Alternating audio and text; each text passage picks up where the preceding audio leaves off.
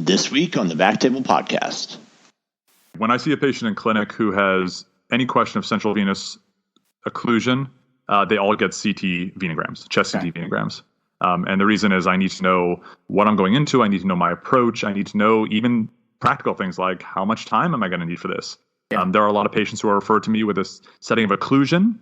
And what I used to tell my fellows is when you see a traffic jam, if all you see is cars, you don't know if that's a mile long or 20 miles long. Okay. And so there are a lot of patients who have occlusion because they only have this focal little occlusion. The contrast didn't go past it, but the truth is everything distal was wide open. So that's a 10-minute case. Or is everything closed to the right atrium? And so I think a CT venogram is very useful, and I get it on the vast majority of my patients that I'm considering recanalization on in clinic. Hello and welcome to the Backtable Podcast. Backtable is your resource to connect with your IR colleagues and learn tips, techniques, and the ins and outs of the devices in your cabinets. This is Michael Barraza returning as your host. I encourage our listeners to check out our new procedure-based app, which includes videos, articles, and even our podcast to help you tackle the cases on your board. The app is free and it's available on iTunes Store. We're back today to talk about upper extremity and central venous interventions. Joining me today are Sabeen Dhand and Mark Lessne. First off, thank you both for taking the time to do this. We're honored to have you on board. I thought we'd start with some introductions.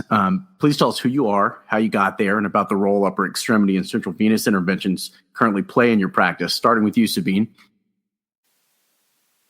All right. Hi. Thanks for having me again on this podcast. So my name is Sabeen Dhand. I trained a couple years ago at Northwestern, and I ended up moving to California for my job at PIH. And it's a mixed practice doing both vascular, venous, and other work. And we do a lot of veins in regards to this podcast. Dialysis work is something that is a big part of our practice. And I think I was able to gain a lot of understanding of both lower and upper extremity venous work from training, but I learned a lot on the job too. So I'm really excited to talk about it today and also learn some new tricks from you guys and Mark, especially. Yeah, absolutely. Mark, this is kind of your thing, right? It's my thing. I like it. So tell us where you are. It's a pleasure to be here. I appreciate it. So I'm currently in Charlotte. I'm part of Vascular and Interventional Specialists of Charlotte Radiology. I came by way of, I trained at Duke for residency and fellowship, where I trained with Charles Kim, who's the current section head, who does quite a few central venous recanalizations and a lot of complex central venous work. I was then on faculty at Johns Hopkins, where I still have an adjunct appointment.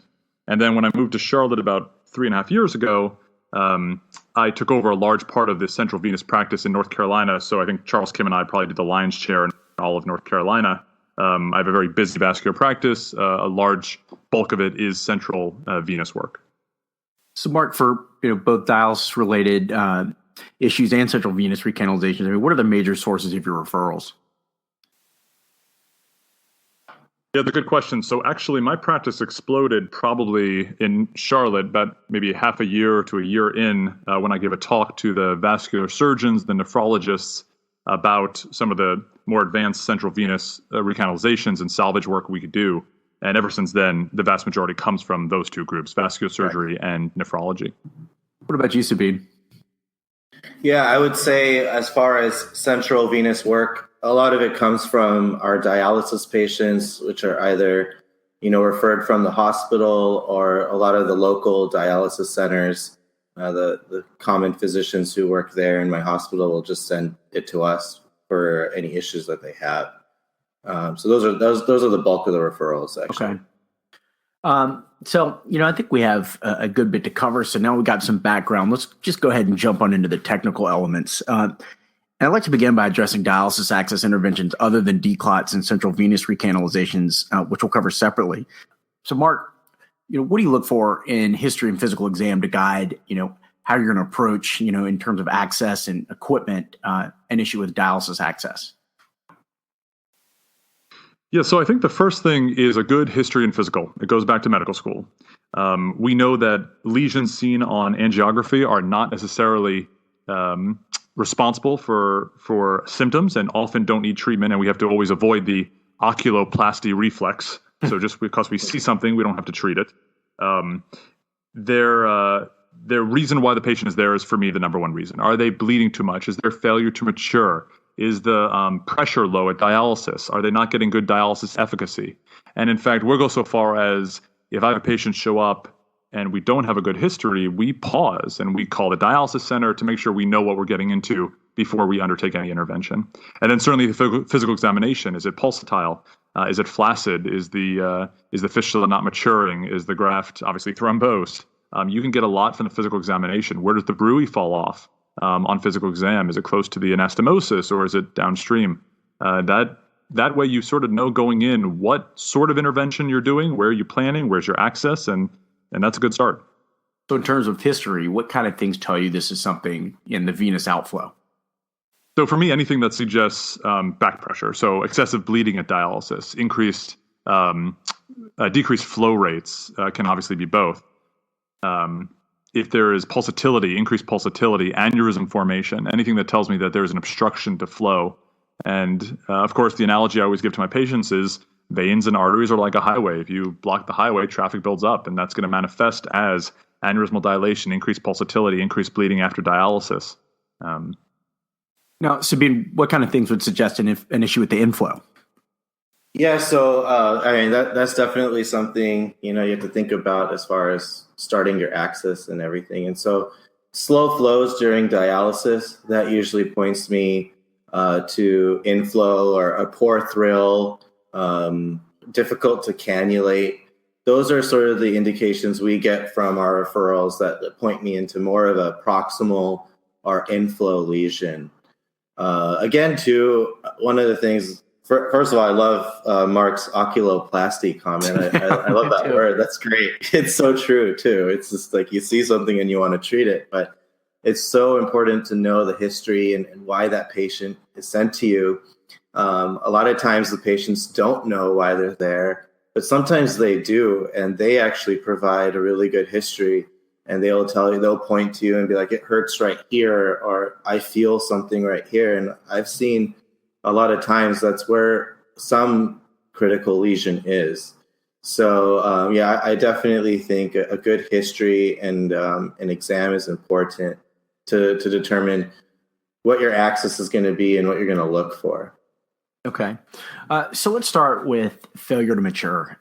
In terms of definition, how long should it take from access creation to maturation? So I think it depends on obviously the type. There's everything from radiocephalic and basilic, but generally I think by around 3 months when we see failure to mature, we're starting to be a little bit more aggressive. I will tell you, my practice is not have a ton of assisted maturation interventions we don't have a ton of interventions to assist with maturation. I think that's probably local, depending on whether your access surgeons put in a lot of grafts or fistulas. We tend to be a little graft heavy, unfortunately, here. But clearly, I think once you have 3 months and you have failure to mature, I think there is an intervention warranted, or at least a evaluation warranted, to make sure that there's not some outflow lesion that's prohibiting full maturation. And when you do your, go ahead. Sorry. Yeah, no, I agree. I mean, sometimes we'll even go as early as 6 weeks to 8 weeks. We are fistula, native AV fistula heavy. And by about 2 months, we'll start getting some referrals as far as it's not maturing or difficult to cannulate. But again, like Mark said, we don't do too much of the kind of old school balloon assisted maturation. Usually there's some sort of lesion, whether it's an arterial lesion or some central lesion that's preventing the maturation.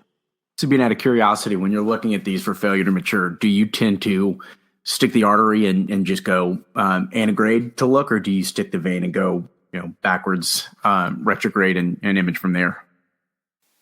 I tend to stick the vein and go backwards. I rarely stick the artery directly in these procedures, but if I'm thinking it's something inflow, I'll definitely stick towards the artery at a distal fistula. And I actually, I forgot to mention earlier, as far as my examination goes, I always use ultrasound, and I'll ultrasound at least the first 10 10 centimeters of the fistula, and that usually tells me something too, and that helps me guide my access. Okay. I'd like to echo that, pardon the pun, regarding ultrasound. That I think that's crucial. I feel like when I was a fellow, we were, it was sort of weak if you had to use ultrasound to stick a fistula or stick a graft. But to be honest, you can get tremendous amounts of information, and nothing is more aggravating than getting access, doing a fistulogram, and realize you've accessed directly into a stenotic lesion that you have to fix, and then have to get a new access. So I think ultrasound, even for a mega fistula that you don't have a problem sticking, it's not because you need to have access help, it's to get other information, I think is crucial. Okay. So let's move on, from here to the interventions in these. Bringing up the oculoplastic reflex, do you have a typical balloon size that you use for, each lesion location, or does it just depend on, what it looks like on angiography? Yeah, I have a typical balloon size in general, based on anatomic location and certainly based on type of access. So for grafts and arm fistulas, I generally looking at the 8s. 8 millimeters is generally my standard. 8 millimeters is generally my standard. For cephalic arch, I find that to be among the most variable. I find cephalic arch lesions to be anywhere from small to I've treated them with 12s and 14s before. And then certainly centrally, it is uncommon for me not to treat a central lesion with a 12 or 14 millimeter device, especially in the brachiocephalic veins traditionally. But obviously, you have to go with the patient. If you have a small little woman with a small arm, then clearly that's going to be different than if you have a 6'5" man with a huge fistula. Yeah, I completely agree with Mark's measurements too. I mean, that's generally speaking, that's what goes. I've never done a 14 millimeter in a cephalic arch, but I'm sure that some of my patients could probably use that. But it definitely varies. I mean, some patients have, as far as the proximal outflow can be, 6 or 7 millimeters, but usually 8 is a good target. And centrally, I will go a little aggressive in the brachiocephalic vein, and I have 16 and 18 millimeter balloons that I open up quite frequently if I need that. Sabeen, what do you use for perianastomotic lesions? Like the I usually go with a 5 or a 6. If it's a well matured fistula, it's not something new, and I'm worried about the anastomosis, I'll always start with a 5 by 40 or a 5 by 60, and usually if that doesn't resolve or I don't like the post-plasty result, I'll go with a 6 millimeter. Rarely more than 6. I think 6 millimeters is quite a good size for an arterial anastomosis. What about you, Mark? I agree. It's usually in the 4 to 5 to 6 category with weighted toward the 5-6. Okay. One more question for you guys. Do either of you use flow measurements during these procedures? This was a big part of how we did it at Penn, but now, most of the hospitals I'm working at, they don't have the flow measurement equipment. And so I'm actually doing this mostly by angiographic appearance and physical exam. That's pretty interesting. I'd love to know more about that. I'm definitely visually just looking at the flow, and if that looks good or bad, that's what I'm treating off of, but I don't have any kind of quantitative measurement. I was going to bring up another question. I'll let Mark answer, and then I was going to ask another way of evaluating to see what he says. Yeah, so we don't have we don't have intraprocedural flow measurement either. And actually, Sabeen and I talk a lot about peripheral artery disease and critical limb ischemia, and I think both in dialysis work and in that sphere, the angiography is useful but insufficient, and we are absolutely not getting complete pictures. And there are patients where we see all the time, we treat them and we pat ourselves on the back and everything looks great, and they clot off a month later or have poor dialysis a month later. Is it a restenotic lesion, or did you not treat something that you should have? Or I think often is the case, we overtreat. That we see a lesion, we treat it, but that wasn't actually the lesion that was hemodynamically significant or relevant to their symptoms. So I think there's a lot to be done about functional imaging in dialysis world. I wish I knew more about what it cost when we were at Penn, the system, because it was as simple as just putting in a very small catheter through your sheath and you measured flows and it gave you the flow in milliliter per minute. And so, it would tell us certain things, did we, treat this well enough? There may be residual stenosis, but is it significant? Because, you can tell if you have dialysis quality flow. Other things, if you had very, very rapid flow, we would, put in our report and occasionally contact the doctors and tell them this is over 2 liters a minute. This patient's at risk for heart failure. It was a very useful thing. I wish it were more prevalent, but I got the impression it was a fairly expensive device. That's really cool. I mean, that would be a very nice functional.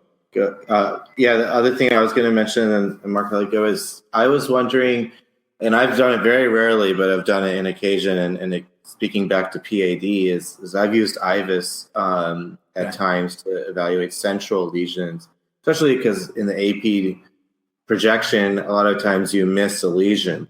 And I've noticed that on IVUS. I've only probably used IVUS to treat a fistula maybe 3 or 4 times, but it's been useful. I don't know if other people use that regularly in a fistula setting. I haven't. Mark, have you? Yeah, I agree, Sabeen. I have. I think that's a great comment. So I will use IVUS. Obviously, I will almost never use it the first go around, but I'll use it in a situation that I described where I finish a treatment and somehow the patient, their symptoms resolve. They still have swelling, and then I will use IVUS, especially since there is a left brachiocephalic vein nutcracker-like syndrome.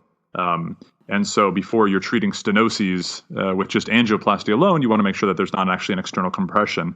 And so I have used it generally for prior failures that are inexplicable, to me at least. Mark and Sabeen, are either of you using drug-coated balloons at all in your dialysis access interventions? I am. Yeah, obviously they just became available, about 2 months ago.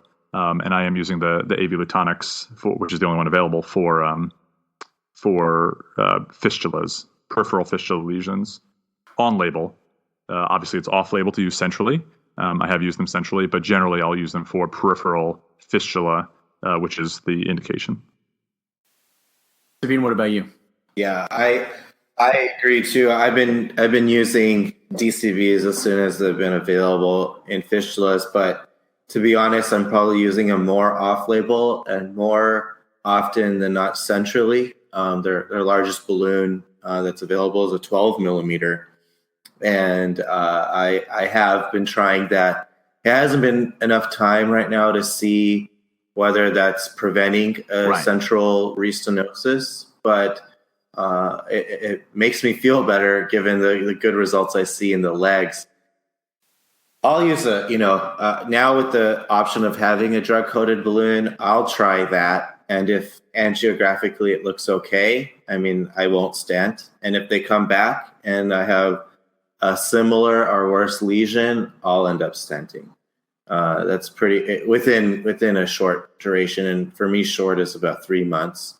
But now before it would be, I would try plain old balloon angioplasty, and then I wouldn't have the second middleman option of DCB, and I would go to stent. But if it's something recurring within 3 months and something significant, then that's when I try first plain old, then DCB, and then stenting, usually in 3 different procedures. Mark, anything to add there? Drug-coated balloons have no role unless you have a good angioplastic result. Okay. So I always start with a plain old balloon angioplasty, and if it looks good, that is the only time I will consider a DCB. Clearly, if it looks bad, residual 30% stenosis, dissection, that's flow limiting, then I would certainly just move to a stent at that point. If I use a DCB, I use exactly the same rule that Sabeen does, sort of use that Kadoki 3-month timeline. If they come back within 3 months, I have to do something different. Now, whether that means I did a POBA last time and I do a DCB this time, or I did a DCB last time and I need a stent this time, that's fine. But within 3 months, I have to do something different. Otherwise, it's the definition of insanity to me. Mark, I have a question. Sometimes, and this is obviously off label, but I do this in the legs, or have done it, where I lace, the POBA result is not good. But I decide that even though I'm going to stent with a bare metal stent, I'm going to lace the vein or artery, or vein in this case, with DCB, and then stent, essentially creating a drug-eluting stent, or you get a drug-coated stent per se. Do you ever do that in the vein in this setting right now? Like, say centrally, would you put some drug there and then stent, or you wouldn't go with that? No, I do. I mean, obviously there are no good data for that. But I usually, the setting I'll do that is almost when it's not intentional. So in other words, often I will use a DCB.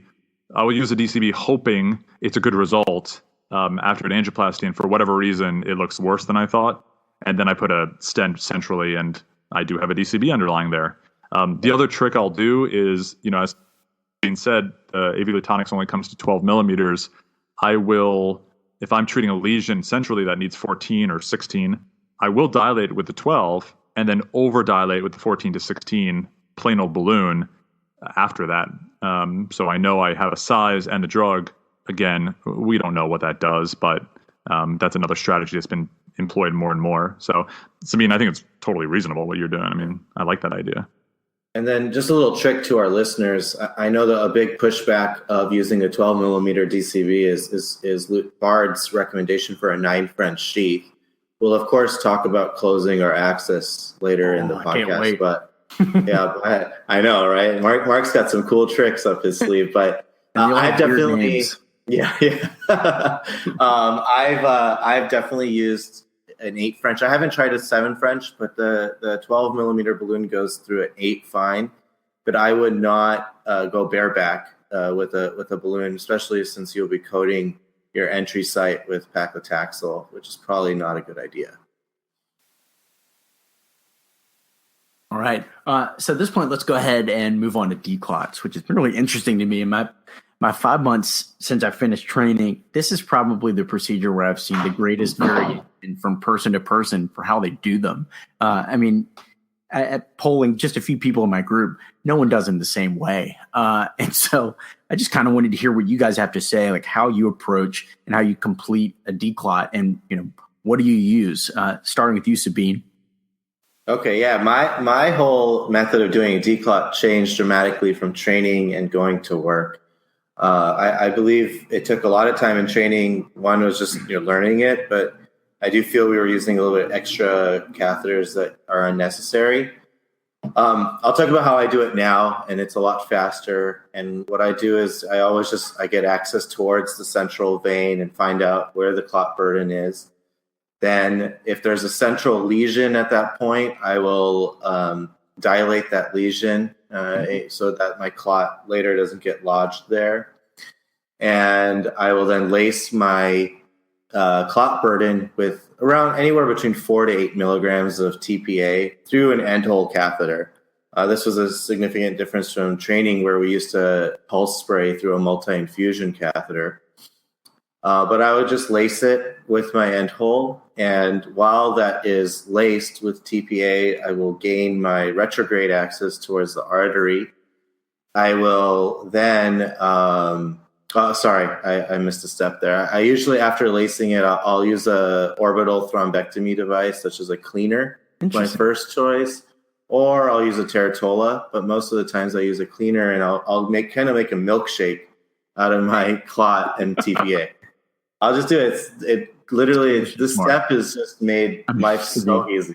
But yeah, I'll let the cleaner go, a 6 French cleaner. I'll make that milkshake.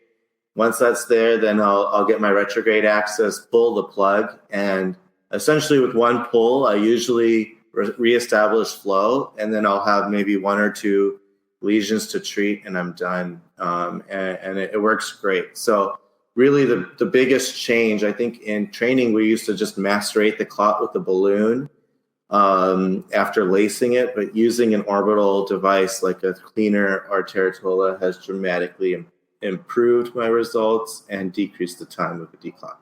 So a couple questions for you. One, do you do the cleaner going in both directions? I don't. My partners do. Usually they'll use a Teratola, and one advantage of the Teratola is the 7 French can go over a wire. But I get scared at the artery, and it might just be some PTSD from fellowship when I've had 1 or 2 clots go down the arm.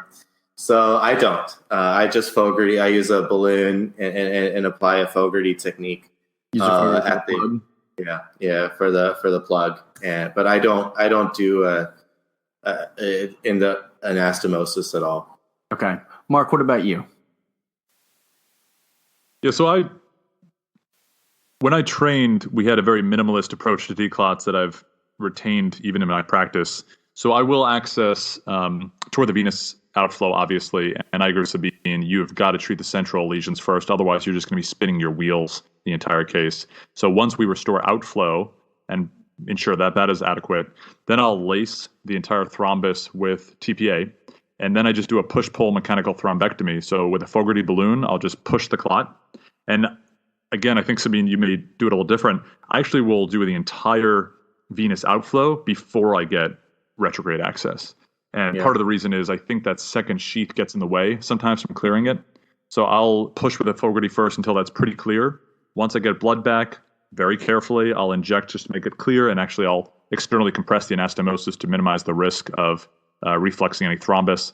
And then I go retrograde, same thing, Fogarty balloon, pull, and then push that to the heart or to the lungs, and then clean up any other residual stenoses. And obviously, it's not done until you visualized artery to right atrium and make sure that looks clean. So, Mark, what do you mean by push-pull? And when you get your initial access going toward the central veins, how close to the anastomosis are you accessing?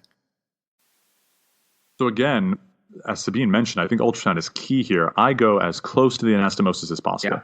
I want to have as much thrombus that I can clear directed toward the venous anastomosis as I can. And so I use a Fogarty balloon to push all that clot to the central outflow. And then when I get my retrograde access and go into the artery, I will pull with that same Fogarty balloon, the arterial plug, and then push that again to the outflow. Okay. So again, to make my point, 3 people doing declots 3 different ways. And the way I learned in training is what I'm still typically doing. We would access as close as possible the anastomosis going toward the venous outflow. We would just do a pullback venography from the central vein until we identify where the clot starts. And again, if there's something central, we would treat that. But then after that, we would get access in both directions at that point. No TPA, and we would just take the Aerocheratola PTD and run it 3 times in each direction with syringes attached to the sheaths. And then after that, it would usually be opened up enough that we could treat any stenoses. And of course, the patients are anticoagulated at this point. But I've since had to change my approach just because, you got to use whatever you've got in your cabinets and just different equipment. I just started using the cleaner, and actually I just used the TPA infusion for the first time when I just had a really refractory thrombosed graft, and it worked great. But again, there's a lot of ways to skin a cat when it comes to declots. To further muddy the waters, occasionally I will use angiojet. They have specific, like Sabeen said, AV-specific catheters.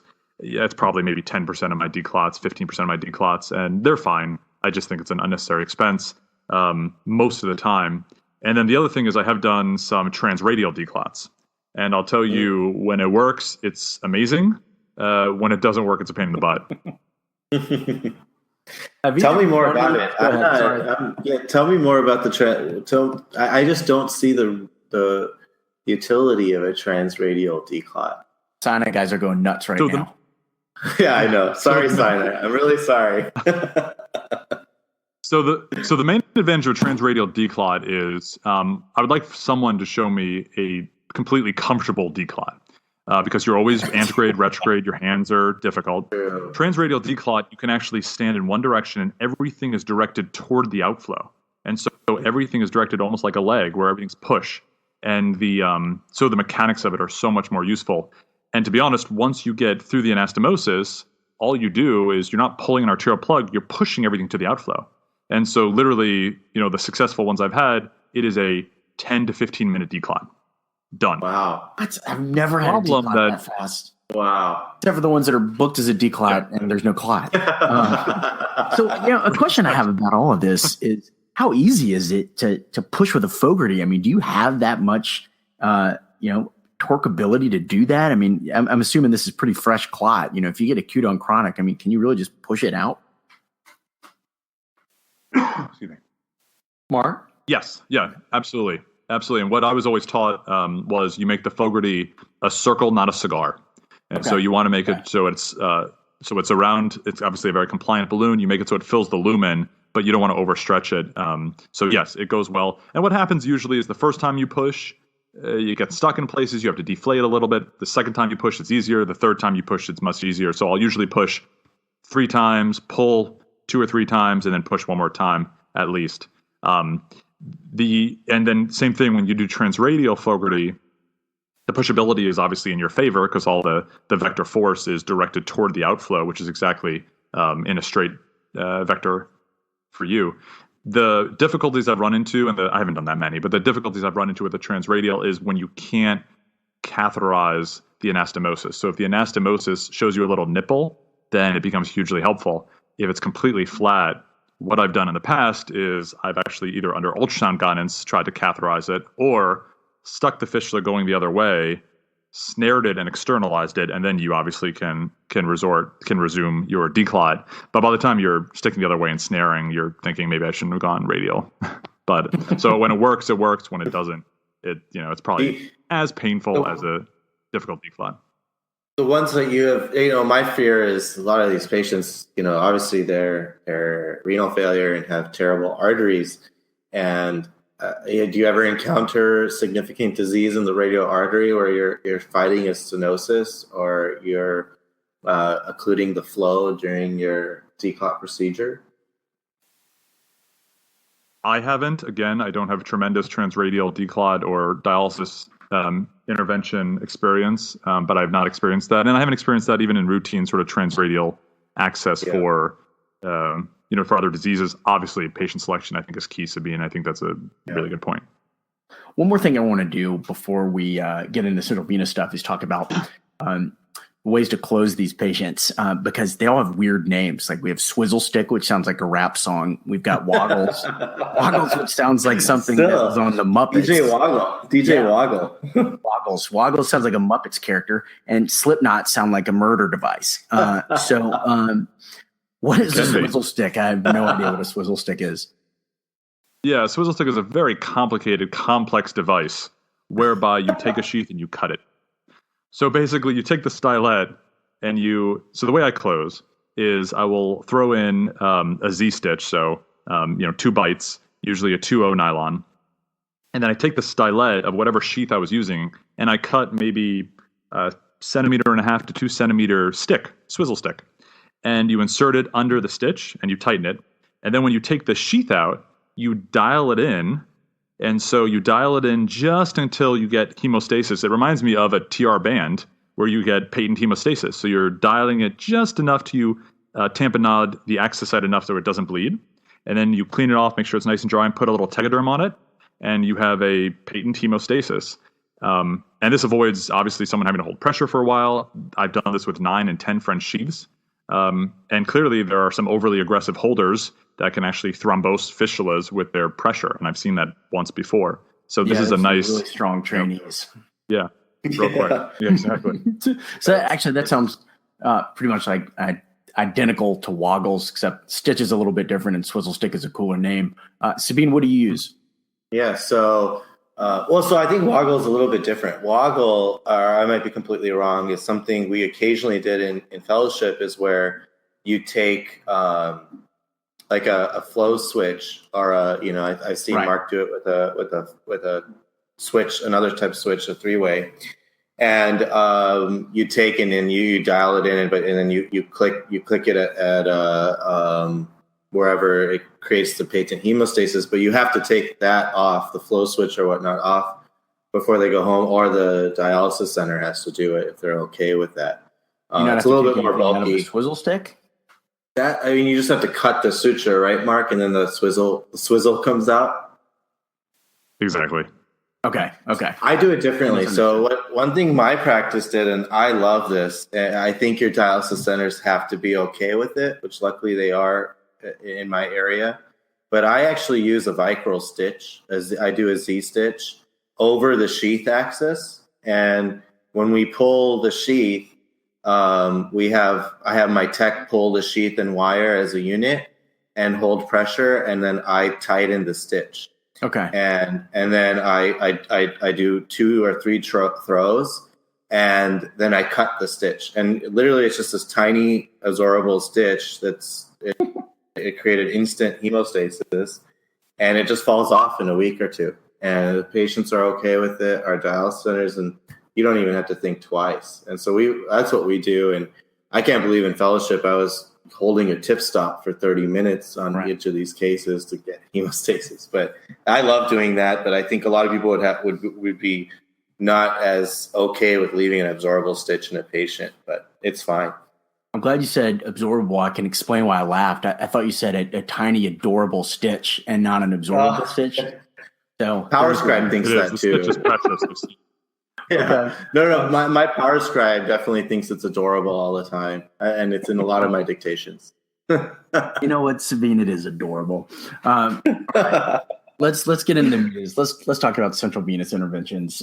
And I do think it's important to distinguish, central venous interventions like recanalization, dialysis from those, that are malignancy related. But let's focus on the dialysis related ones. Sabeen, what are the main physical exam and history findings that suggest a central venous stenosis or occlusion? Usually, the most common, and Mark mentioned this earlier, was arm swelling. You can look at the patient and physically see swelling down to the fingertips that is asymmetric with their other arm. Of course, increased pressures is another one that we get from our dialysis center, and also a history too. I mean, you may have treated this patient before and they came back, and you look back on your prior fistulogram and you see you treated a central lesion. Already I'm thinking at least, have a 7 French sheath available, probably going to do some central work. But really, I would say arm swelling is our most common. Arm swelling and neck collaterals is the most common physical exam finding for a critical central lesion. Yeah, and I think it's important, again, that oculoplastic reflex that Mark had mentioned to bring up, because, I think you see a lot of these that are asymptomatic, at least the stenoses and not the occlusions. We were taught in fellowship not to touch them unless the patient had arm swelling or fistula dysfunction. And do you treat the ones that you see that, just happen to come up in an angiographic case? Mark, I'll let you. I mean, I guess I tend to treat them because they're usually there for a reason, and that reason correlates with that. But if it's completely not, maybe 1 or 2 cases, it's just the patient came and they had an intermittent episode of swelling that's resolved, and I'll do a run and it looks okay. All right, there's a little bit of a mild stenosis. I won't treat that because I do think it starts a reaction, and you'll probably make things worse or recur sooner. Yeah, I agree. In fact, there was just a paper out of Penn on this issue, on this exact issue, and it does show worse outcomes if you treat asymptomatic lesions. Any lesion in the body needs to have a correlative symptom in order for me to treat. And so one of the things I screen for in patients is obviously what Sabeen says, arm swelling. It depends. Unilateral can help localize the lesion. Face swelling, lightheadedness when they bend over. Urchal sign, which is dilated varicose veins over the shoulder and chest, and then any changes in vision, headache, that can all be signs of central venous occlusion. And traditionally, the teaching is you only need one side open in order for symptoms to ameliorate. But I think that's obviously less true in dialysis patients where they have arterialized blood flow. So I treat a lot of patients who do have symptoms, even though their contralateral side is pristine or patent, because of that extra arterialized flow outflowing into an occluded system. I think it's a really important point. Now, if you have one of these patients with central venous occlusion and you haven't treated the patient before, do you get any pre-procedure imaging, Mark? I do. When I see a patient in clinic who has any question of central venous occlusion, they all get CT venograms, chest CT venograms. And the reason is I need to know what I'm going into. I need to know my approach. I need to know even practical things like how much time am I going to need for this? Yeah. There are a lot of patients who are referred to me with a setting of occlusion.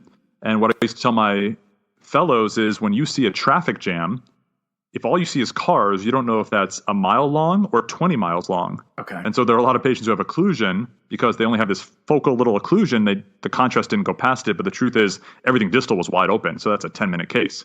Or is everything closed to the right atrium? And so I think a CT venogram is very useful, and I get it on the vast majority of my patients that I'm considering recanalization on in clinic.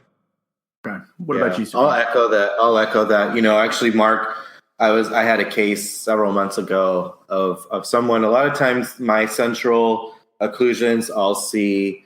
I won't have a chance to see in clinic since they're not really referred from another provider that couldn't get through, like in Mark's case. And in mine, it'll be someone comes with swelling, say it's a dialysis fistula or some other reason. I do a venogram or fistulogram, and there's this occlusion. And in that case, since I'm there and I'm already in the vein, I'll try to recanalize it, especially if I have a good nubbin or something to see. I will quickly go to groin axis if and when I need it and try to meet. But I won't go very, very aggressive, such as using some advanced techniques, which we'll talk about. But I had this case, and ever since then, I've been ordering so many more CT venograms because it tells you so much information, and it makes things so much easier and successful. And Mark had mentioned it to me just to get a venogram on this patient that I was considering a translumbar, transhepatic tunnel catheter on, and I was able to recanalize him in literally about 15 minutes after the venogram, after the CT venogram. So it's a huge tip, and I think we should definitely pre-map these patients when we can. Okay. Now, and the thing I'll add to that is, again, from a practical purpose for the trainees listening here, part of it is for prognosis.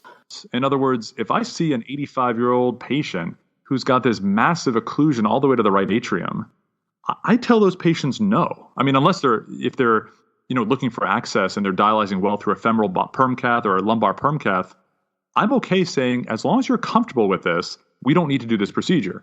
Now, clearly, if they're miserable, they have face swelling and all that, we'll do it. And, we'll certainly evaluate that. But I think it's okay to sort of be judicious about who you're taking, because these procedures can be risky. This is one of the few procedures where I consent for death in some patients. And so I think CT venogram also helps you with patient selection, especially when you're first starting.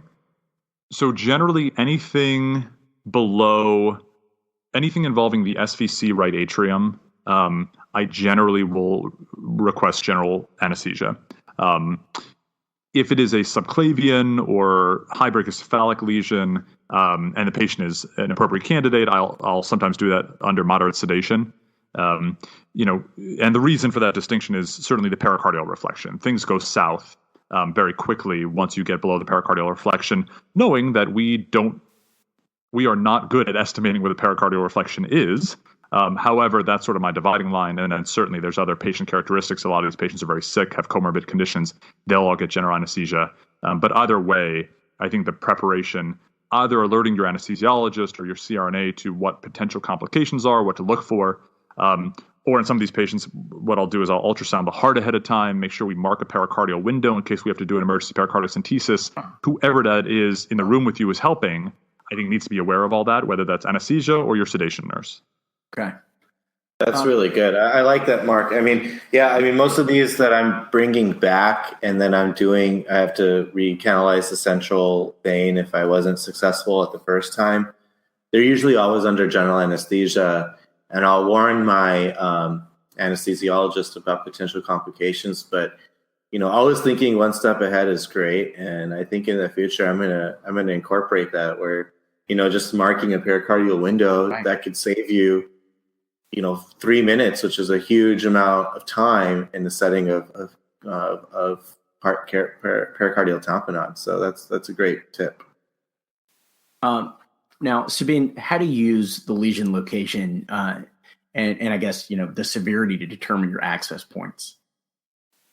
So basically, if it's a subclavian or brachycephalic lesion, long segment or short, with the venogram, I kind of decide where are my 2 points going to connect, and I'll get that, venographically, I'll put 2 catheters in that location. And of course I'll try blunt, I use that anatomy and I'm pretty confident doing blunt probing at that point. But it's definitely useful when I move to the sharp recanalization techniques. Using a needle to get through is something that you definitely want to know all your landmarks, and a CT venogram helps. Now, Mark uses a power wire, which I haven't used since fellowship, and I think that's an amazing device, and I wish I had it on my shelf. But I think you could basically, you could do anything, good or bad, with that wire. And if in Mark's hands, you could do everything great. To me, vectors is really important. Are really important, and so I will always, if it's an SVC lesion, I will do everything I can to try jugular, external jugular, direct stick right at the confluence of the external jugular, subclavian, because I think going from the arm around the bend makes it a little bit harder, especially if we have to do sharp recanalization. What Sabeen mentioned about the power wire, I think is true. It will go through almost anything, which is good and bad. It will go through almost anything, including bone, heart, aorta. But that said, it's very flexible, it's very torqueable, and so that helps you get around some angles.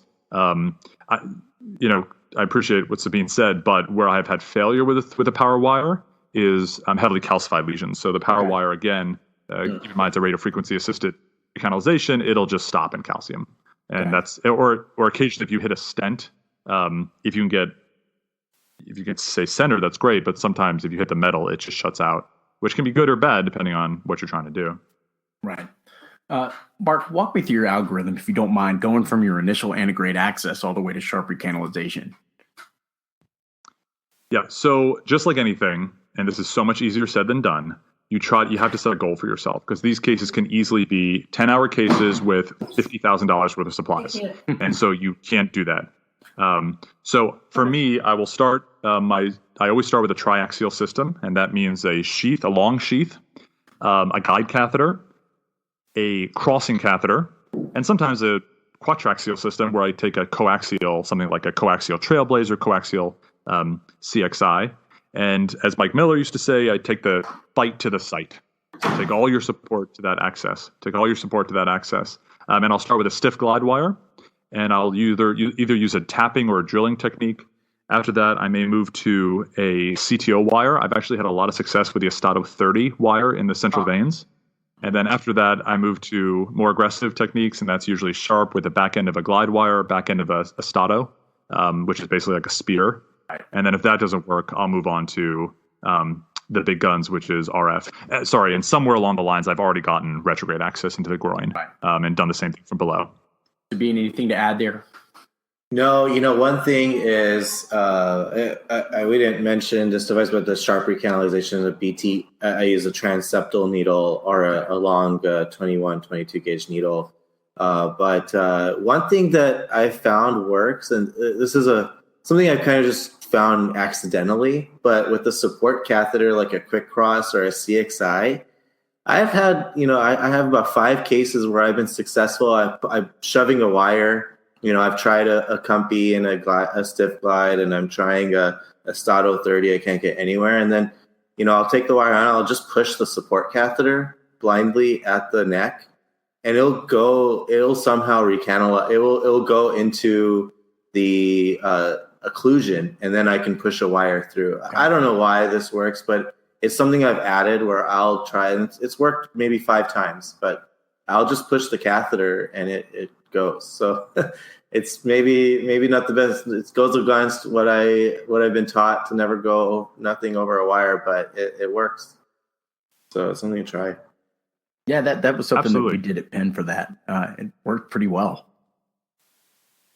Yeah, I just tweeted a case. There's those catheters will find nipples. They'll find nipples that are angiographically occult. And so I think what you do, and it's a great technique, what you do is you're not really recanalizing with that. You're just finding the entry site. And then your wire's doing the recanalization, but you're at least engaging something, whereas the wire will just fold on itself and form a J, which is not helpful. Yes. Yeah. Also really like that quote, take the fight to the site. It's very similar to what Jeff Chick had talked about, for doing these in the legs, the lower extremity recanalizations. It seems so simple and so straightforward, but it's easy to forget. You really need that support for these really chronic ones. Now, Mark, tell us about. I have to tell you, I wish I could I don't know if this will be included, but I am referred so many cases where I go back and look at the original attempt from someone else, and it is a Comfy catheter all the way out to the SVC with a short little sheath in the arm with zero support.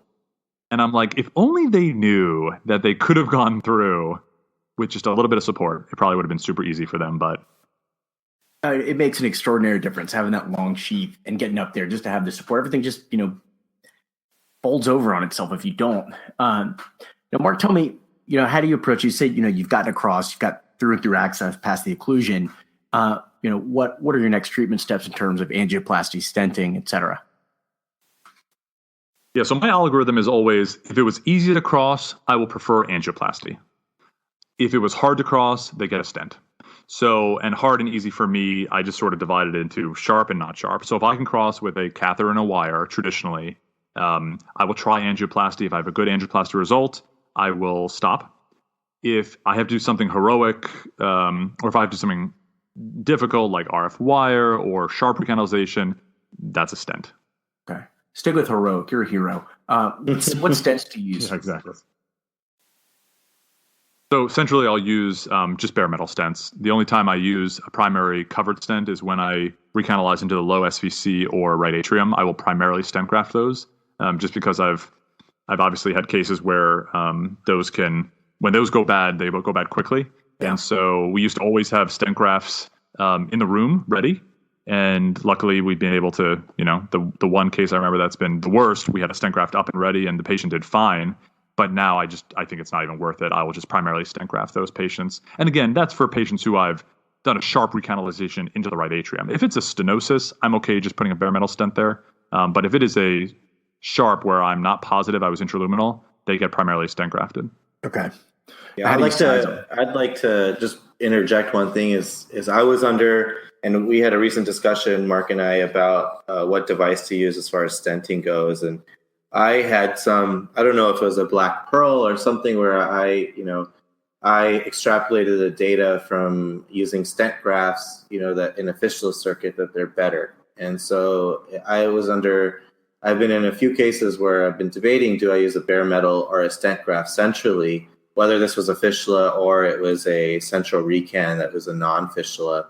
But I've gone back to going as a bare metal stent in that area first, and I think that actually helps a lot because you don't have to worry about jailing some things, and it's good. So for anyone who's under that same impression that you should do a stent graft centrally, I definitely think doing a bare metal, as Marcus said, is definitely a first go-to, which is good. Sabeen, how do you size? Yeah, and we may be wrong. I mean, I think let the data come out, but really the only data out there that is for stent graft is certainly cephalic arch and the venous anastomosis. Maybe in a couple of years we'll show that stent grafts are good centrally, but at this point, I think the risk of jailing, the expense, most of the time is not warranted, like Sabeen says. Mm-hmm. Mm-hmm. You were asking about sizing, Mike, and I mean, I think I don't see any reason not to put a 14 millimeter bare metal in that region in a brachiocephalic SVC. I think, if you want to go larger, wall stents are hard to deploy in that area, especially if you're trying to not go across the brachiocephalic vein. You always have to have your wire down the IVC because you do not want to lose a device into the heart. Okay. I just have one more question. Mark, what was that little trick that you posted on Twitter the other day, with the suture going through your sheath when you'd removed it? I think it was in a declot. Yeah, so I made the comment that I think during declots, sometimes the other facing sheath gets in the way. And so a trick, again, from Mike Miller, is you can pull the sheath out. The problem, if you pull the sheath out, the patient's going to exsanguinate because now you've got this big hole. Right. And so what I'll do is I'll put my Z-stitch, the same one that gets the swizzle stick, and take a one-way stopcock and put the Z-stitch strings, the ends, through the stopcock. And what you can do is if you lock that in place, you can tampen on the hole, lock it in place. And this way your sheath is out of the way. You clearly have the wire still in. It's out of the way. You can clean out whatever you want to do, angiojet, penumbra, Fogarty balloon, whatever it is, cleaner. And then when you're done, you can put the sheath back in, but your one-way stopcock tamponades the access site hole. That's perfect. That's awesome. All right, It's an guys. awesome trick. We've covered a lot. Is there anything else that we haven't gotten through that you think we need to mention before we close this out? Yeah, I've been kind of writing notes because from my experience, I always forget about some things. So I've been writing some notes as we've been talking. So first, I'd like to say that Mark has some awesome phrases. So, circle, not a cigar, swizzle stick, oculoplasty, and fight to the site. Those are great. I'm going to start using those in my practice. So thank you, Mark. But something that I have seen, recently, or not recently, but I've seen through my experience, and actually one of my younger partners who we just hired, he asked me, he had this issue too. And I'm like, yeah, I do see this. And what do I do?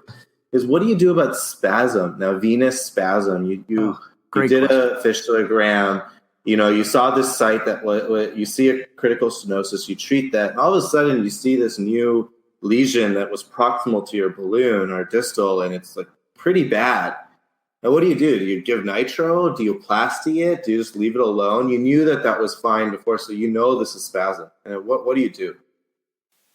Yeah, I think it's a great question. Here's another quote for you from a surgeon we used to work with who said, ain't nothing worse than a pissed off vein. And that's exactly right. I think sometimes you see it. I think attention to detail, like Sabeen says, if you're smart enough like he is to go back to your original and say, wait a minute, that wasn't there, then I think that's helpful. I found nitro to be less helpful in the venous system than arterial system. To me, when I see those lesions, I almost never plasty them unless I wait it out and it's not getting better and it's just clearly limiting flow. If it's limiting flow and I say, if I close now, this is going to thrombose, then I won't plasty it, knowing that there is a risk that you're making it worse. But that's sort of my algorithm. Wait it out, try to let it relax. If not, gently plasty, maybe not even to nominal, and try to resolve it that way. Again, thank you both for being here. And thank you to all of our listeners. Check out our new app with the procedures-based stuff on there. It's really great. And reach out to us on Twitter or email. Let us know what you want to hear. And we'll catch you on the next one. Thanks, everyone. Thanks, Mike. This was great. Thanks, Sabeen. Thank you. Thank you for letting me be part of it.